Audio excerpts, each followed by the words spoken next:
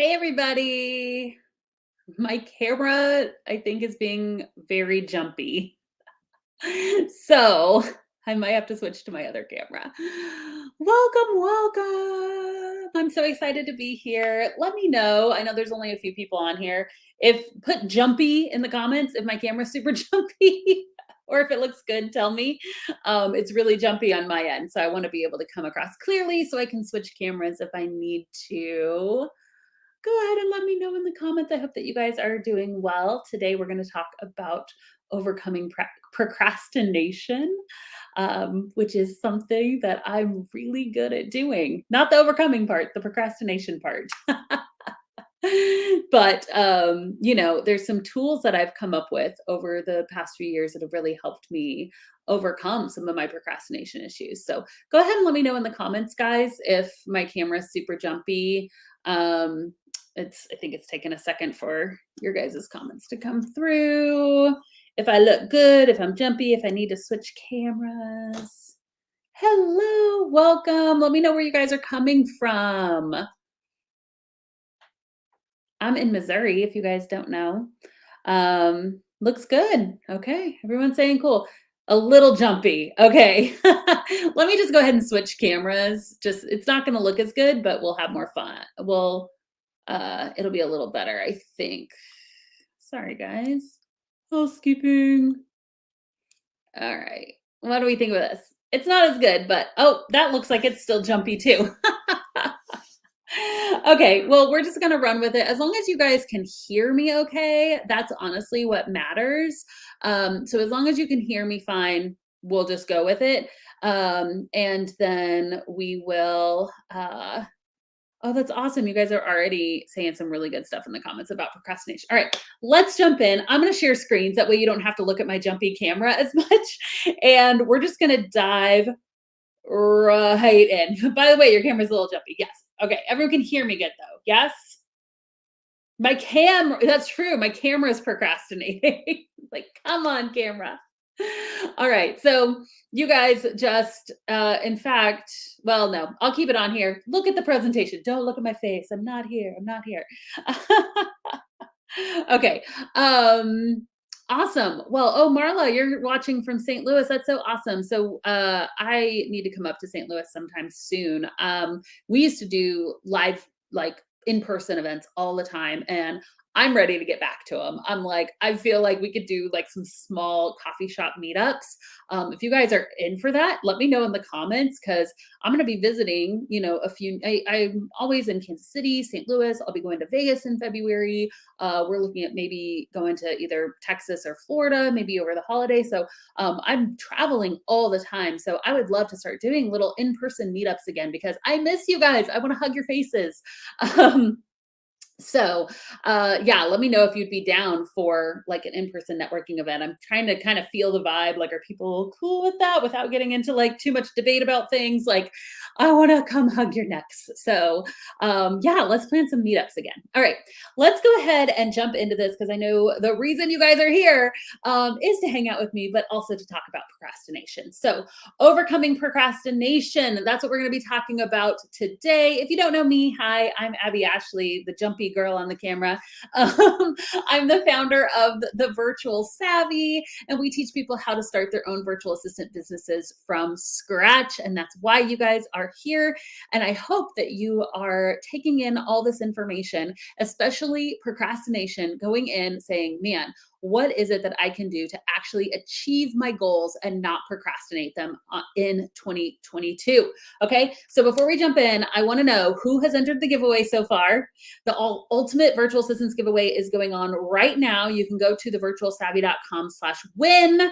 I wish all of you could win, but it is just going to be one amazing lucky person that is going to win our Savvy system, our VA toolkit, $25 Starbucks gift card, a VA all day shirt. I need that shirt. That's a really cute shirt.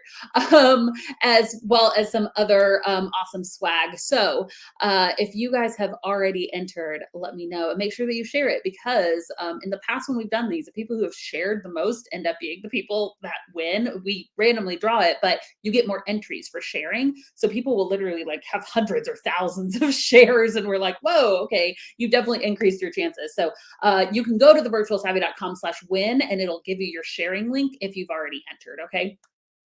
So excited for this giveaway. All right. So I want to know who struggles with procrastination. You're here today. So I'm assuming you. You're like, yeah, Abby, I'm here avoiding my actual work. That's why I'm here. It's because I'm procrastinating. No, but it's a real thing. It's something that I deal with. And it can be really, really frustrating, honestly, because it's not like any of us are purposely procrastinating, right? There's something inside of us, there's something inward that's causing us to do it. It's causing us to actually not do the things that we set out to do, or maybe we didn't set out to do anything, which is part of the problem, which we'll talk about. But I want to know, why do you think it is a struggle for you? Because, I can get up here and talk and say, hey, here's what's helped for me, or here's some of the causes I've identified of why I procrastinate. I say this all the time. I love talking about procrastination, not because I'm an expert in productivity, because I am a procrastinator that has learned how to get things done despite my procrastination. So, why do you think it's actually a struggle for you? And Brandy is saying fear in the comments, which is one of the things we're going to talk about. So here's what I think. Most of us, and Brandy, you hit the nail right on the head. I feel like most of us have either fear or perfectionistic tendencies, right? Or maybe a little bit of combination of both. Maybe we have fear that something's not going to be perfect, right? It could be, we have other fears though. It could be fear of rejection. It could be, like some inadequacy feelings, like feeling like I'm not prepared enough. I'm not good enough to do this. I don't, there's a lot of different fears that can come with it. Or a lot of us, it's just like, like I'm not going to be scared when it's perfect, but it ain't perfect yet, right? Which is probably a little bit of a fear too. So, yes, and people are saying yes, so good. Feelings of overwhelm, fear of failing. Yeah, 100%. So, I think one of the things that I want to share with you, as we're talking about this together, is number one, realize that you're not alone, right? Like we're all here saying the same things. Is I think that sometimes we feel like our fears, like we feel alone in our fears, right? Like, oh, look at everybody else. Everyone else is being so productive. Oh, everyone else is hitting their goals, getting new clients. Everyone else is signing new clients and building their business except me. I'm the only one not finding success. And that's simply not true. We're each walking our own individual journeys, and we each have very, very, very similar struggles, which is why we come on here and talk about them, right? So fear, perfection. These are the two reasons why we usually have procrastination. So, and I know we've talked about this in the past. So a lot of this is going to be some reiteration, but some of you guys need this today. So that's okay. You're like, okay, I mean, I've heard you say this, but maybe I'll actually do it this time. So, for me, and Annette says, for me, it's overwhelm, fear of having to be a different person showing up. So I think that for me, whenever I'm procrastinating, I have to actually, because most of it is fear based, even perfectionism is kind of fear based, like fear of not appearing put together, right? And so for me, a big thing that I have to do is face my fear. And we've talked about this in the past, but essentially facing your fear is taking your fear. This notebook is my fear. It's in the back of my head. It's looming, right? Like it's scarier when you're not facing it. It's scarier when it's behind you and it's just this kind of like taunting voice of like, you can't do that. You're not good enough. People are going to like reject this. People are going to think you're dumb. You're whatever, right? And so when you can take that fear and face it. So like put it right here in front of your face. Look at it dead set on, because our fear isn't as scary when you're actually looking at it. It's scarier when it's behind you, looming, telling you that you can't do something. When you look at it in the face, you realize it's just like this little thing with a big voice, right? And so a lot of times I will have to take my fear. And for me, that mostly looks like journaling. I just got these on Amazon. Like people have like these super fancy, like $50 planners, all this stuff. This is what I do. I just have a white notebook. It's literally just like plain blank pages. And this becomes my to-do list. It becomes my ABC to-do list, which we talk about. It becomes my journal. It becomes my note-taking thing. And I have it spiral bound so I can rip out pages. Like sometimes simple is the best thing we can do. And but for me, I will journal it out, right? If I'm finding myself just getting stuck, Journal. So a traveler's notebook. Yes, that's what it is. And so, and I just keep this with me at all times. And so I can actually, like, in my moment, face the fear. So right in front of me, what am I looking at? And I know some of you guys are saying my camera's freezing. I switched cameras 2 times. It's just there's something going on, but at least you guys can hear me, and at least I have slides today. So yay! We'll just have to deal with the jumpy camera.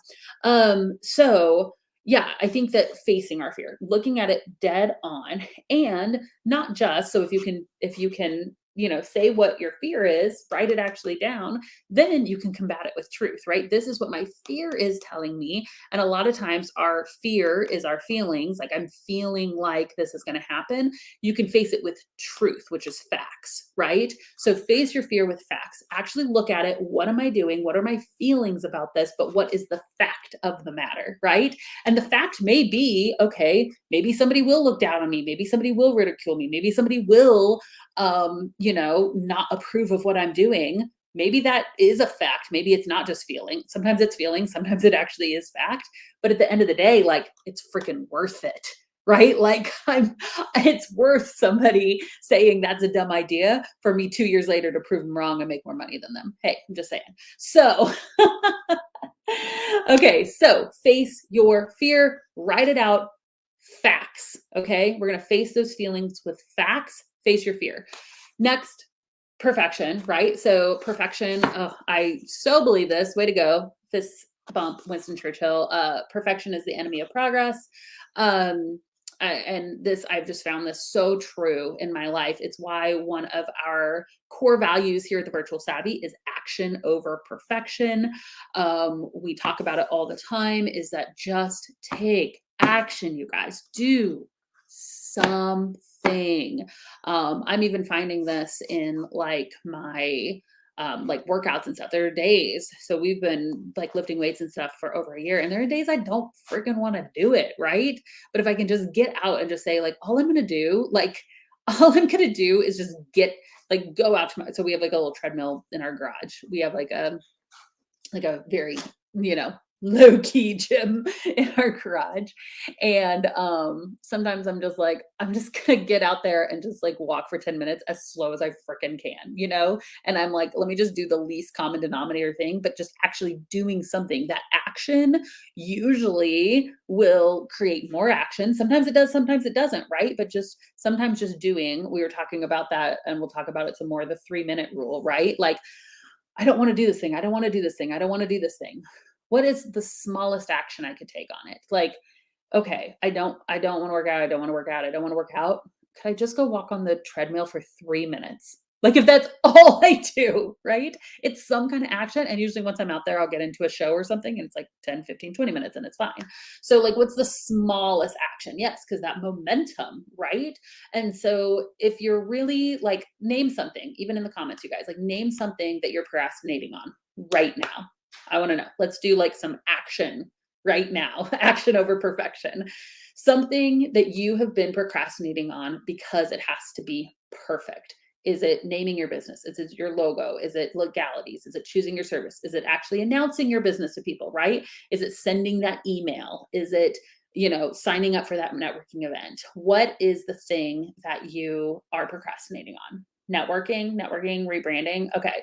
So, like, what could you do in 3 minutes for that thing, right? So naming my business, announcing. Okay, so 3 minutes, Kalila, I'm just gonna grab a few of these. So, like, what's one thing you could do in 3 minutes to announce your business, right? And maybe you don't announce it today.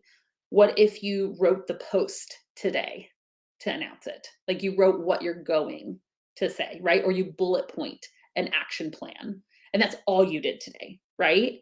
And then so tomorrow you could do the first thing, right? Like, so tomorrow maybe you make the graphic that's going to go along with it. And that takes 3 minutes. And then the next day, maybe you actually announce it, right? Like, what's the 3-minute thing that you could do today? Sending out emails to people. Okay, do you have the list of people, right? Let's just make the list of people. Like, that's not as scary. You could probably do that in 3 to 5 minutes, of like the list of people that you're going to tell about your business. Okay, networking. Why don't you like look up some networking events today? Let's just get a list of them. That's a 3-minute thing that I could do today, starting my portfolio, right? Like that's an overwhelming task. And I get, for me, these things can be really difficult when it's like, okay, I know this is going to take me hours and hours and hours and hours and hours and hours and hours. So what if just today you just decided what's going to go in your portfolio, right? Like you got a Canva account and you just made 10 pages and just wrote one word on what's going to go on each page: intro, services, rates, testimonials, and that's all you did today, right? It's a 3-minute action, and you may get caught up in it and be like, oh my gosh, I just couldn't stop, because that's how I am. Like when I start working on a task, sometimes I'm like, oh, I just keep going, keep going, keep going. But sometimes it's like, nope, that's all I'm doing today. And that's fine, right? Because you took some kind of action on it. Okay. So perfection is the enemy of progress. We want progress. We want forward motion. So let's take some kind of action today. 3 minutes, right? All right. So good. So that was just first tip, was the 3-minute rule, which I actually am really glad, because like 4 or 5 of you guys brought it up. And for me, it's folding clothes. Oh, I have, just don't do it. Just who needs clothes folded? Go work on your business instead. I'm a bad influence. Don't fold your clothes. Nobody needs that. Throw them in the dryer. My husband had never heard of that when we got married. He's like, I have all these clothes to iron. I'm like, just throw it in the dryer. It's terrible. I just don't buy clothes that get wrinkly. That's the solution.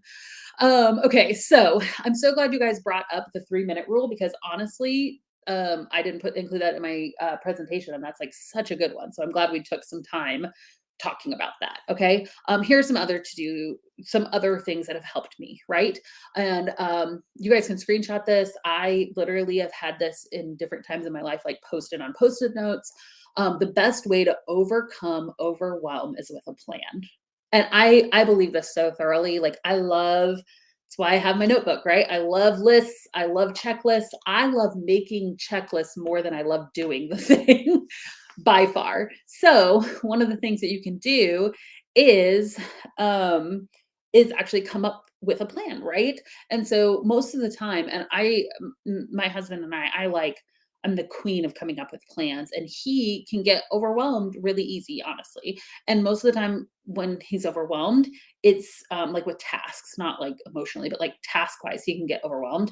And so most of the time it's because it's all floating back here, right? It's like, I have so much to do. I gotta do this. No, no, no, no, no, no, no. I gotta do this. I gotta do this. So I'm like, all right, you gotta get it out, right? Like get it all out. And I don't care if it is business, if it's personal, if it's your kids stuff, if it's Christmas, if it's a vacation, if it's, get it all out. All the things that, oh, I gotta do this. I gotta do this. I gotta do this. I gotta get it out. Okay. Take some time to brain dump it. I have to brain dump every single day, because I literally wake up with my head spinning. Please tell me I'm not alone. I literally wake up in the morning with like, gotta do this, gotta do this, gotta do this, gotta do this. And sometimes if I don't just take a moment to just get it all out, then it can be really overwhelming. And so overcome overwhelm with a plan. And so let's come up with some ways of how we can do that. Number one is time blocking. Yes, I'm going to say it again. This is my actual schedule. I literally just took a screenshot of it. I went a few months into the future so you could see. Like I think this is May 2022, and I already know in May 2022 what my week is going to look like. Will it shift? Will it change? Yes. But overall, I can see, okay, I don't have any big, have you guys ever seen that analogy with like the jar and the big stones? It's like you got to put the big stones in first, then you fill it in with some little ones, then the littler ones, right? Like you got to put your big stones in place. So what are the important things to you, right? Well, if you have your 9 to 5 job, put that in there. If you know you're going to work on your business in the mornings and every Saturday, put that in there. Those are the big stones. Those are the big important things. If you have a health goal, put that in there. That honeys you see 3 times a week, that's me working out from 3 to 5, And so what does that look like for you? What are the big things? And I know mine looks really overwhelming. Don't let this be like something that deters yours does not have to look like mine. This has been an evolution too. Used to, people would look at my time blocking, they're like, what do all the colors mean? I'm like, oh, they don't mean anything. I just picked random colors for everything. That was how I used to do it. Now my colors actually mean something because it's evolved over time. Some of you guys, and I know Marla said, like, I can't function without my planner. Some of you, you guys are paper people. A lot of, there's like daily planners that have the time blocking right there. And so it'll start at like, 5 a.m., go till like 11 p.m. And you can literally just block out on paper what you're going to do each day. I think that's great. You have to come up with the method that's going to work for you. Looking at my overwhelming color Google thing, if that's not going to work for you, then don't do that, right? Like, you have to come up with the system. And sometimes that means trying a new system. I literally the other day bought a $50 planner because I was like, this is going to be the thing. And I used it for like a week and I was like, oh, crud, why'd I spend $50 on something I'm not going to use? Because I'm like, this doesn't flow right. Like, I was using all the little sections just to write random notes because I just love a blank piece of paper. And that's where I went and I bought these because I'm like, I just need blank paper and my to-do list on here. So yeah, my calendar on the computer. So I think sometimes you do have to do some trial and error of like, what is my system? What's actually going to work for me and the way my brain works? Because it's going to be different for every person. Old school Post-its for me. I love it. So yeah, keep sharing what works for you, because again, I'm just sharing what works for me, and what works for you might be a little bit different. So I think some form of time blocking is important though. I haven't met a person yet that doesn't benefit from daily time blocking, from literally just, and it could be chunks. It doesn't have to be like every 15 minutes, but just in the evening before bed or first thing when you wake up in the morning. I can't do first thing in the morning because it's literally, I have like a child in my face at 6 a.m. So for me, a lot of times it's at night, right? I can just come up, hey, what's the generalized plan? My husband and I will sit in bed and be like, all right, quick plan. What are we doing tomorrow? I'll pull up my Google Calendar. Boom, boom, boom, boom, boom. You good? I'm good. And that way we have a plan for the day.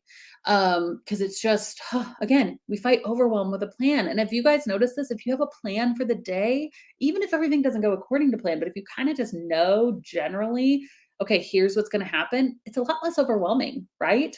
Flying by the seat of your pants it can be fun sometimes, but it's not always the most effective. This one's really big too. As you're doing your time blocking, guys, be realistic.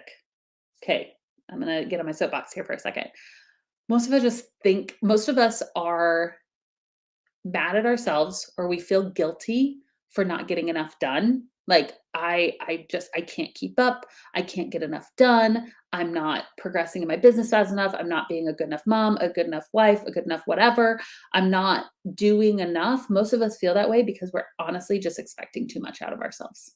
It's not that you need to be more productive. It's probably that you need to expect a little less out of yourselves. Soapbox. So one of the things, and I'll even go back to my calendar, that you can see, I don't know if you guys can see this here, but on most days, I do like these sprints, right? So sprint 1, sprint 2, sprint 3. That means that in a working day, and I work full time in my business, okay? That means in any working day, I have the potential to maybe get 3 things done. Maybe. Even on some of these, there's like a meeting in the middle of that. So it's like, well, nope. On this day, I will probably that's going to be planning. I'll probably get 1 thing done on that Thursday in May that I already have pre-scheduled, right? And so some of us, it's like you have a to-do list that's a mile long and you get 3 things done and you are so upset that you didn't get the other 35 things done that you're not even like proud of yourself for getting the 3 things done. Maybe the 3 things is all you actually had the capacity to do that day, right? And so I think that setting realistic expectations.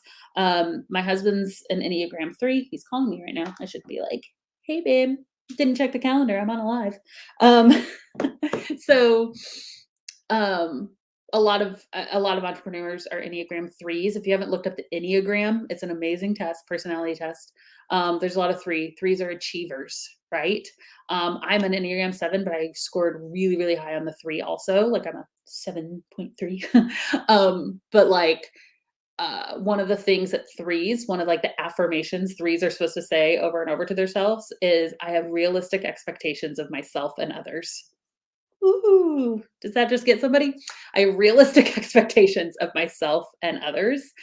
And even if you're not a three, I think sometimes that is just needs to be us, right? Like when you look at your to do list and you look at your calendar, is it actually realistic? Because if not, why are you beating yourself up over something that was never even a reality? Like you never could have done all of that in that amount of time. So why are you mad at yourself about it? Right. Okay. So be realistic about your time blocking. Another thing is ABC to-do lists. I do these all the time and they can have different functions. You could do them on just a plain white piece of paper in a notebook. You could do them in ClickUp. You can do them in Trello. There's lots of different ways. I think one of the best things is just Trello. Honestly, for a lot of us, if you've never used a project management system before, then Trello is just really, really easy. It's free. And you could literally just start out with a Trello board that has 3 columns, A, B, C. That's it. You could do business ABC, you could do personal ABC, you could put them all into one list. It's fine. Again, whatever works for you. But then as you do that brain dump, sometimes I will brain dump everything and then put it in my ABC. That's why I like Trello too, is because I could just write them all in. And then sometimes I'll put everything in A and then be like, okay, well, actually, that's a B, or actually, that's a C, right? Like, I don't really need to get this done today. So for me, A is usually like, this is stuff I got to get done today or at like worst tomorrow. B is the things that I need to get done this week. And C is like, hey, if I have more time, I can work on C too. But this is just filling my brain and I need a space to put it, knowing that this can get done later. Okay. So most of my things end up in my B and C list. And I think that goes back to being realistic, right? The things that are in your A list should be things that absolutely have to get done today. And usually that's just one or two things, maybe three, you know? And so, coming up with an ABC to-do list, I'm telling you, the amount we overwhelm with a plan, and I'll do this with my husband, right? We'll go through, we'll write everything out, and then we'll put it in these different categories, and he'll look at it and he'll be like, "Oh, well, sure, there's like 50 things on my to-do list, but I actually only have to do 3 of them today. That's not overwhelming at all." I'm like, "I know, right? This is magic." So, do you guys do this? Is this something how do you prioritize your tasks? ABC lists are the way that I do it, but if you have a better system, go ahead, drop it in the comments because I want to hear. Another thing that really helps me, and now this is when I sit down to work. Okay. So I already have my big priorities for the day. But for me, I also have a daily to do list. This is mine. I literally just copy pasted it right, right before I came on here. I copy pasted this, and this is something. Mine is in ClickUp, and it's just a daily to do list. So when I sit down to work, what are the first things I need to do? Okay. So I usually do a little bit of like a prayer journaling time. Then I check Slack messages. I check my calendar. I have 2 companies now, so I check both calendars. I come up with a little mini plan for the day. So that after checking my Slack and checking my calendar, that's kind of when I do my ABC to-do list. So plan for the day. I try to do an Insta story. I try to do a Facebook post. I check, just a few minutes in Facebook messages, my emails. I go through all that. And then at the very end is project work. So even on I won't pull it back up, but I have dailies as one of like my time blocking. That's when I do these things. So I go through, I do my dailies. So I do this every single day. And sometimes I skip one or two, like sometimes I'm like, I don't want to post an Insta story today. So I don't, so it's okay. But these are like the reminders of the things that you're going to do. And so there's lots of different tools you can do this. I use ClickUp personally. I think Trello is an amazing tool and has the ability to do like an auto daily thing. That's what I like, tools that will do the work for me. So I write this to-do list once and then it will auto send it to me every day. So ClickUp and Trello both do it. There's also an app called Routinist. I think it's a paid app. I was using it at one point, but then I just switched over to ClickUp instead. And it will just do those things, right? I've even gone so far that now I even have a nighttime to-do list. And so that reoccurring list just shows up and it's literally just like, fill up my water bottles for the next day, pack my kids' lunch, do like wash my face, like that kind of stuff. But I just do because I like my little to-do list. And it's just like, oh, this will take this much time. And that's what I do. So Marty asked, how much time do you block for your dailies? Mine usually take about 30 minutes. I think that 30 minutes is a good amount of time. It kind of depends. It could take longer. Like for me, I check my email, but I don't respond to every email. If I need to respond to emails, I usually let that be a sprint. So again, I'll do 2 or 3 sprints in a day, and sometimes just an hour of responding to emails is my sprint. So this is just kind of a quick check in on all of these things. It's not spending an hour in my Facebook group. If I need to spend an hour in my Facebook group, that is getting its own dedicated sprint. My dailies are just my check-ins. Okay. Again, do the system that works for you, but this is what works for me. So, what does work for you? What are your best tips for overcoming procrastination? I would love to hear them below. Yolanda is saying that I'm starting to track my energy levels during the day to see when I'm most productive. Oh, that's so good. Yeah. So that's for me. I'm most productive in the mornings, and I'm just kind of like, I don't want to do anything. I need to just move my body in the afternoon. So I've started working out more in the afternoons. People are like, wake up and work out. And sometimes I will go like wake up and do a walk or something on the treadmill. But for the most part, I'm like, no, that's at 3 o'clock because I am most sharp and mentally in the morning. And so I just want to get in and start attacking things, right? So it just kind of depends. Another thing, while we're on the subject of like tracking your mood and stuff, I'm talking to mostly girls here, probably, so I'll just go ahead and say this. I track my monthly time because there really are, oh my gosh, and there's like books and stuff about this. So good. Once I started recognizing, there's an app called My Flow, FLO. Sorry for any men in the room. There's an app called My Flow. It's like $2 or $3. It's so good, you guys. So you track your monthly time, and it will actually tell you like what kind of tasks you can get done at that point. So like, are you in winter, spring, summer, fall? And if you're like in spring, then I won't go into all the details, but like if you're in spring, that's when you're like getting new tasks done. Like if you're in winter, which is like your time, then you actually should rest. And so sometimes just it helps me expect less of myself if I'm like, I don't feel like doing anything. Well, that's because my body doesn't want me to do anything. Maybe I should just go watch Netflix. And maybe that's okay. And I'm not going to be mad about it. Right. And so I feel like being intentional, even just about assessing your own energy levels, whether that's on a daily or a monthly assessment, I think can be super, super powerful. I think it's all just the art of expecting less out of ourselves. So, overcome overwhelm with a plan. It's my best advice for you guys. Let's jump into a Q&A time. Don't forget, if you're looking for a plan for your virtual assistant business, man, the Savvy system is the best plan out there. You can go to thevirtualsavvy.com/win. We will be giving away not only the Savvy system, but our VA toolkit, a bunch of free awesome swag, our Be Bold mug, that VA all day t-shirt. I love it. So exciting. You guys are absolutely going to love this. So let's do this. Let's do a Q&A time. That was all I had for you. I hope that this has been helpful. I probably stepped on some toes. I probably kicked your butt a little bit, but that's what I wanted. So let's do a Q&A time. What questions do you have for me? Tyrell says, I need to learn to use Google Calendar and not ignore the alert. Yeah, I get that. I don't even have notifications up on mine. I kind of keep it just on a tab, and I just go and look at it throughout the day. Or sometimes I'll even rewrite, like in my plain notebook, I'll rewrite what my plan for the day is there.